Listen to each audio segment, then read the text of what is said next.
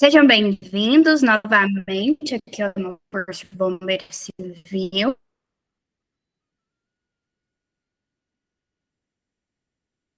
Professora Adriele, vamos continuar a nossa disciplina de legislação básica. Estávamos falando a respeito da lei federal que ficou conhecida como a Lei Kiss, não é mesmo, pessoal? Então, vamos dar continuidade ao nosso conteúdo.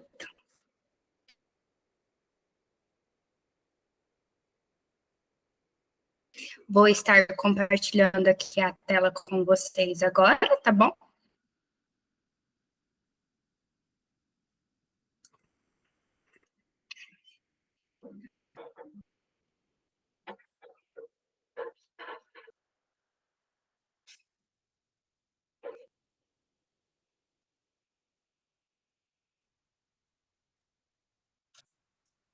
Gil, advento do que aconteceu lá na boate no sul do nosso país, onde um local comerciário, né, uma boate, recebeu pessoas, não tinha saída de emergência suficiente e adequadas, o show utilizou artifícios pirotécnicos e a fumaça ali, o fogo começou porque a espuma do local era inflamável. Então, a partir de tudo isso, surgiu essa legislação, onde deixou o que era óbvio mais explícito ainda, para que tudo fosse cumprido e regularizado e efetuado da melhor forma possível. Vamos continuar aqui agora no artigo 9 dessa legislação, onde que fala que é obrigatório o curso específico voltado à prevenção e combate de incêndio para oficiais e diretores do integrante dessa fiscalização. O que seja isso? As pessoas que vão fiscalizar esses locais, principalmente os locais onde não tem corpo de bombeiros militar na localidade, elas têm que ter um curso de prevenção e combate a incêndio feito com os oficiais. Por que feito com os oficiais, professora?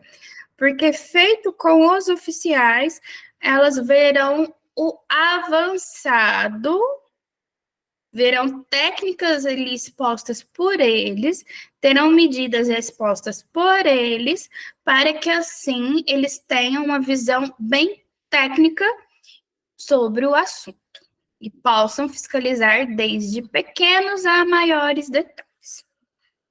E o poder público municipal e o corpo de bombeiros manterão disponíveis os licenciamentos e autorizações, laudos, documentos similares dos comércios que estão ok. Então, pessoal, sempre deem uma olhadinha nessa lei.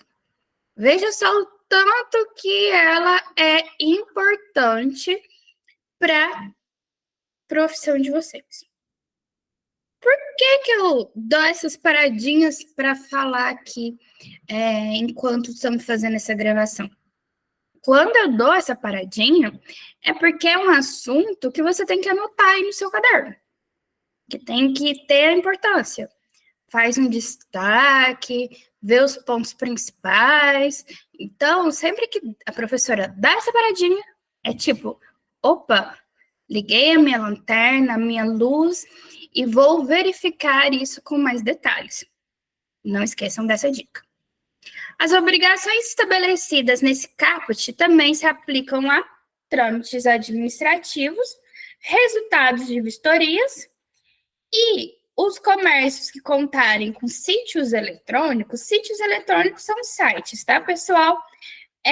Eles vão se destacar ali de alguma forma, com mais facilidade. Essa lei não exime os responsáveis pelos estabelecimentos em caso de alguma infração, em caso de algum documento não conforme. Então, ele não vai ficar exime de uma punição. Outra coisa, ele fala sobre a capacidade máxima de pessoas no local. O prefeito municipal que deixar de tomar alguma providência necessária ou garantir a providência dessa lei, ele vai ter improbidade administrativa. A improbidade é uma punição também para eles. E o que acontece? Os dispostos nos incisos 2º e 1º do artigo 2º dessa lei entra em vigor a partir do que essa lei é sancionada. Então, assim que acabou de escrever essa lei, sancionou, já está valendo e começa a se contar os prazos. Os estados, municípios e distritos federais, eles têm leis próprias, prazos máximos e trâmites voltados a essa expedição. Então, ou seja, os estados, municípios e federais podem ter uma diferenciação da legislação. Às vezes, o prazo lá do Maranhão pode ser diferente do que o prazo de Minas Gerais. Então, a gente tem que observar isso, não é algo padrão. Então, por exemplo, o que ficou determinado para o sul do país pode ser que não ficou determinado para Minas Gerais. Então, vamos sempre se atentar a isso, tá bom, pessoal? E as informações sobre incêndios ocorridos no país, em áreas urbanas, elas estão num sistema unificado de informações, onde participa todo o Estado da União Federativa. E está disposto na Lei 12.608, de 10 de abril de 2012. Depois eu vou trazer essa lei para a gente dar uma olhadinha nela, tá bom? E passa a fazer vigor acrescido do seguinte inciso nessa lei: permitir o ingresso em estabelecimentos comerciais ou de serviço que sejam fiscalizados pela autoridade administrativa como máximo, ou seja, sempre fazer uma fiscalização. E passa a se vigorar o artigo 65 da Lei 8.078, de 90, acrescido do segundo inciso, que remunera-se o atual parágrafo que eu acabei de ler. A prática disso caracteriza crime. As disposições dessa lei serão aplicadas sem prejuízo de ações explícitas da proteção e defesa civil e de prerrogativas na forma da Lei 12.608, de 2012. Olha essa lei aí novamente, então precisamos dar uma olhada nela.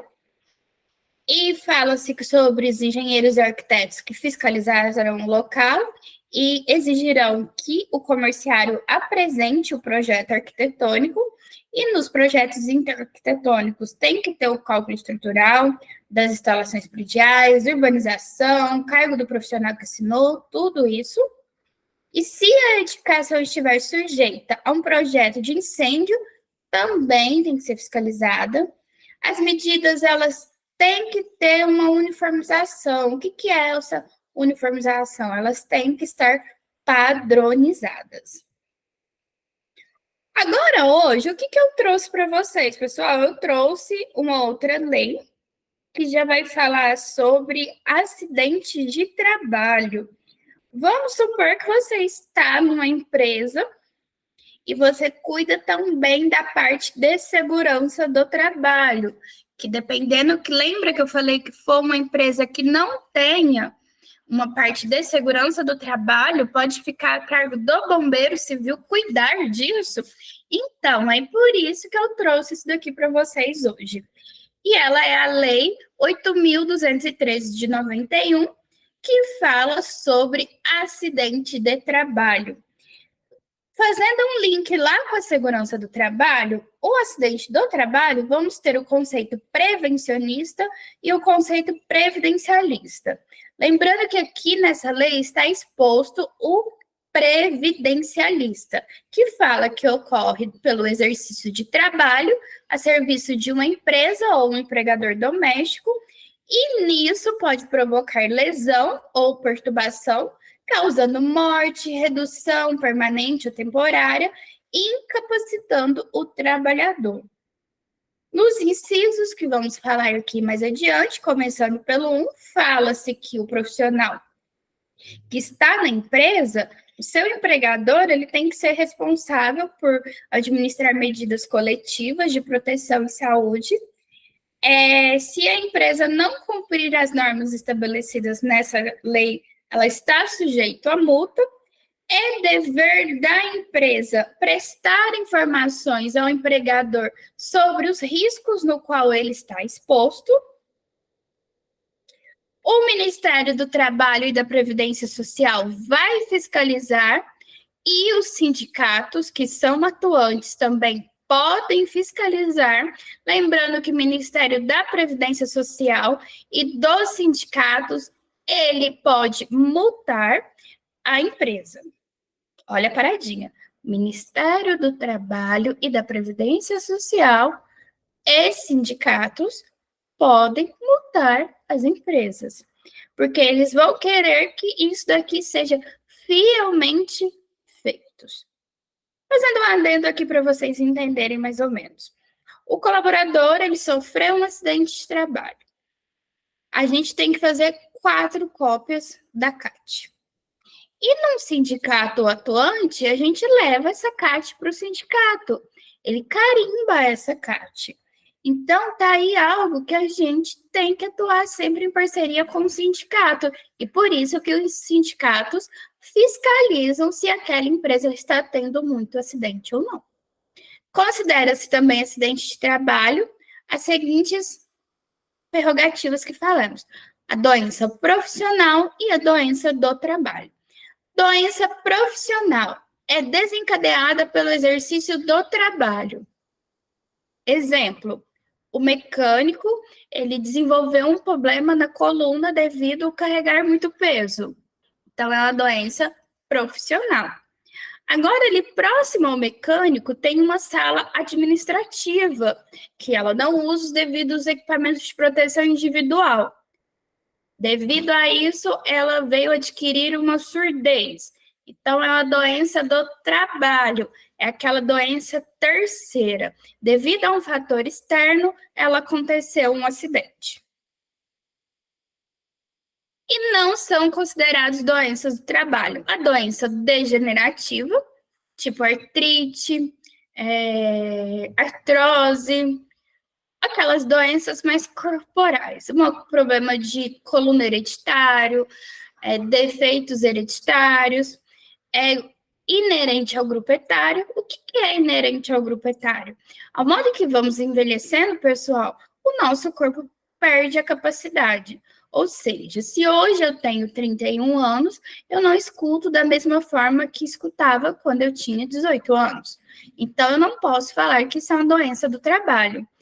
A que não produza incapacidade laborativa, vamos aqui supor, um colaborador, ele sofreu um acidente e perdeu as pernas. E ali ele se tornou um cadeirante.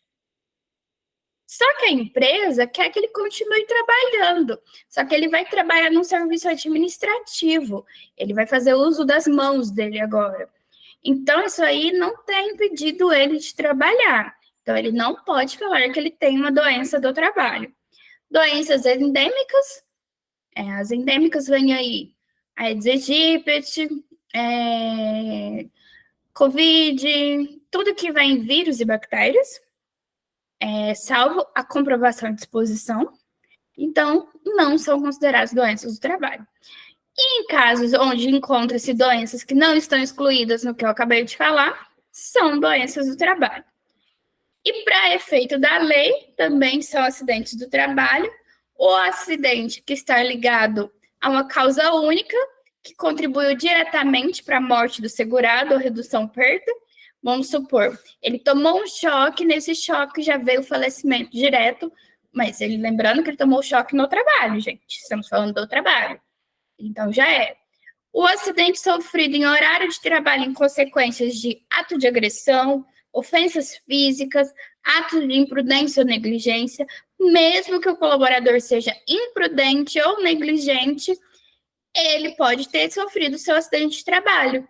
Ele está errado porque ele foi imprudente ou negligente, mas você tem que considerar que foi um acidente de trabalho. Ato de pessoa privada, por exemplo, vamos falar aqui uma coisa bem esdrúxula. Uma esposa entrou no trabalho do marido e fez um barraco, e ele ficou muito nervoso, e a partir disso ele sofreu um acidente. É um acidente de trabalho. Desabamentos, inundações, incêndios, ou outras coisas decorrentes de força maior. Então, lembrem que a gente estava falando de combate a incêndio na outra lei, né? Aqui você não salvou a vítima, ou a vítima sofreu perda de um membro, queimadura. Nessa lei, ele comprovando que ele estava trabalhando, é considerado um acidente de trabalho. Doença proveniente de contaminação acidental do empregado no exercício da sua atividade. Vamos pensar aqui nas auxiliares de limpeza de uma empresa. Toda empresa tem um auxiliar de limpeza, não é mesmo? E ela vai ter contato ali com vírus e bactérias. Ela não se cuida, não usa equipamento adequado. E ali ela contrai alguma doença. É considerado um acidente. Lembrando que é comprovado, tá, pessoal? Comprovando. E o acidente sofrido pelo ainda que fora do local de trabalho, que é o acidente de trajeto. Vocês sabiam disso? Que a empresa é responsável por vocês enquanto vocês estão indo ou vindo da residência? E vocês não podem parar, vocês não podem fazer N coisas? Vocês sabiam disso? Então, na execução de ordem ou realização de serviço de autoridade da empresa, prestação espontânea, olha esse aqui que interessante que a maioria esquece. Em viagem a serviço da empresa, inclusive para estudo financiado por esta. Independente de qualquer meio de locomoção, utilizando inclusive veículo próprio. Ou seja, vou dar um exemplo aqui que vocês vão ficar pensativos. E vai ser um parêntese para a nossa próxima atividade. Vocês vão fazer o seguinte para mim. Olha só a seguinte situação. Você trabalha para uma empresa aqui em Uberaba e ela tem uma unidade lá no Ceará. Você trabalhou em horário comercial, das 8 às 18, e após isso você foi para a praia. E lá na praia você sofreu um acidente. Isso é um acidente de trabalho? Vocês vão me apresentar as argumentativas de vocês. Ok, pessoal? No percurso de residência para o local de trabalho ou deixe para a clínica, qualquer que seja o meio de locomoção. Inclusive, se estiver de veículo próprio, não precisa estar com o veículo da empresa. Isso cabe para quem usa transporte público, tá, pessoal? Você faz ali o seu meio com transporte público, se sofrer um acidente, é um acidente de trajeto. E nos períodos destinados à refeição e descanso, por ocasião da satisfação de outras necessidades fisiológicas, um empregado é considerado no exercício do trabalho. Se ele está em casa e ficarem mandando coisas para ele trabalhar, se ele está almoçando e ele mandam coisas para ele fazer, ele está trabalhando, pessoal. Só que lembrando que tem que ser comprovado. Lembre-se que é sempre comprovado. Não é considerado a agravação ou complicação do acidente a lesão que resulte de acidente de outra origem ou se sobrepõe às consequências. Se você se acidentou no gozo das suas férias, não é um acidente de trabalho. Aqui fala sobre a perícia médica, como que vai ter ser feita, como que vai ser caracterizada, as coisas que você tem que levar. Fala-se também do CID, porque quando tiver um acidente de trabalho, o atestado deve constar o CID, tá, pessoal? Não aceita-se atestado sem CID.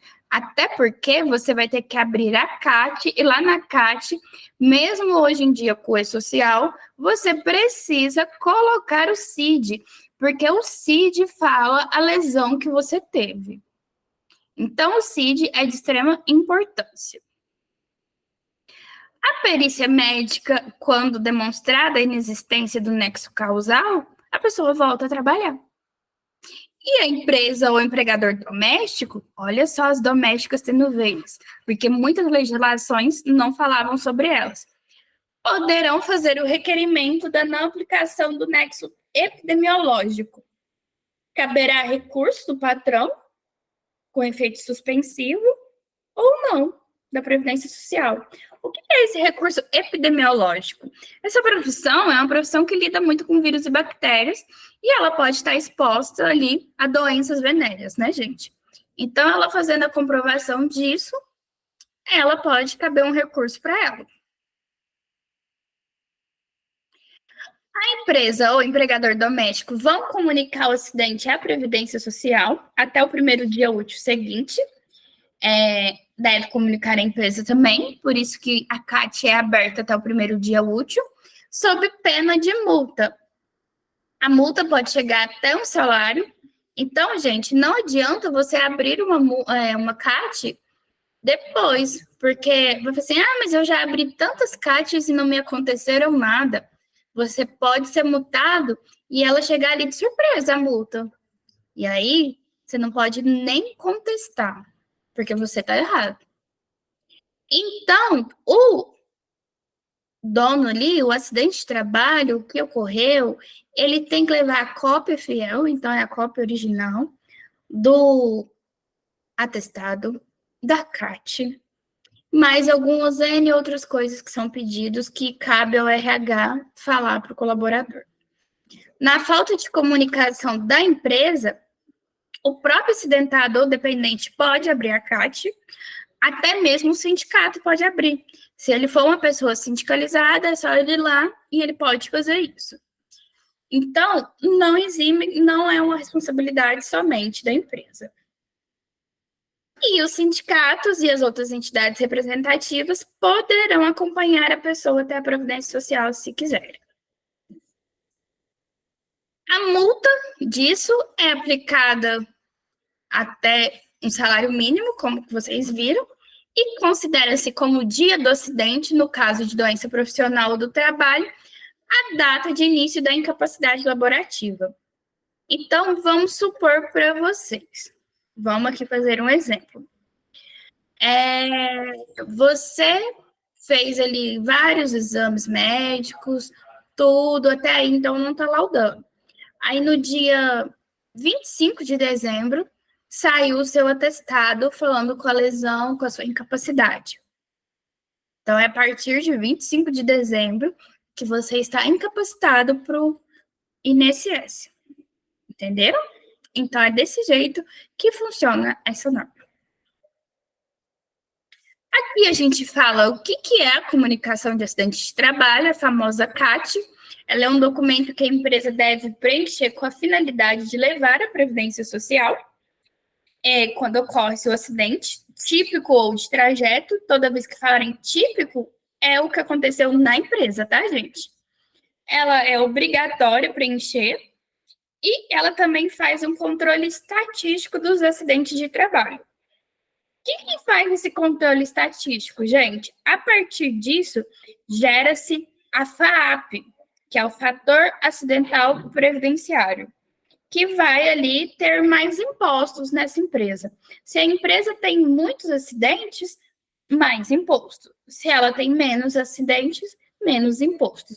E esse imposto, ele chama FAAP, fator acidentário previdenciário. E a pessoa que retorna de um acidente de trabalho, ela tem estabilidade de 1 ano. Ela, quando acidentada, se mantém os seus depósitos do FGTS. Ela tem a possibilidade de requerer um auxílio acidente e também a aposentadoria por invalidez. Os tipos de CAT funcionam da seguinte forma. A CAT inicial, que é aquela que se abre assim que a gente aconteceu o acidente. A de reabertura, que é quando a lesão do colaborador se agrava.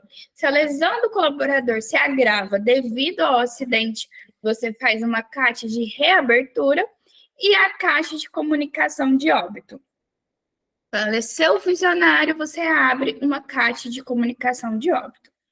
E o que muda com o essencial, gente? O que muda com isso é praticamente nada. Acontece que agora a CAT, que era aberta no CAT Online, ela passa a ser aberta num software que vai para o e-social por conta do evento S2210, que é o evento da CAT. Então, nada se muda a não ser essa parte do software para a abertura da CAT, pessoal. Aqui, agora, vamos iniciar o decreto 7602 de 2011.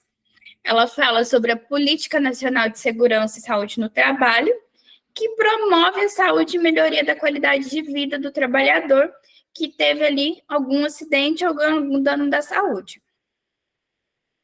O que é os princípios desse decreto?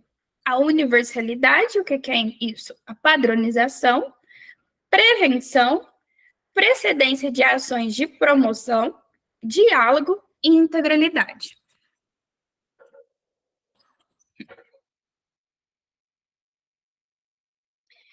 Ela deve ser implementada por meio da articulação do governo nas relações do trabalho. O que é isso, gente? Vocês já ouviram falar sobre o Abril Verde? O Abril Verde traz essa proposta dos acidentes de trabalho. Gente, vamos dar uma paradinha aqui agora, só um minuto, tá bom? Eu já volto.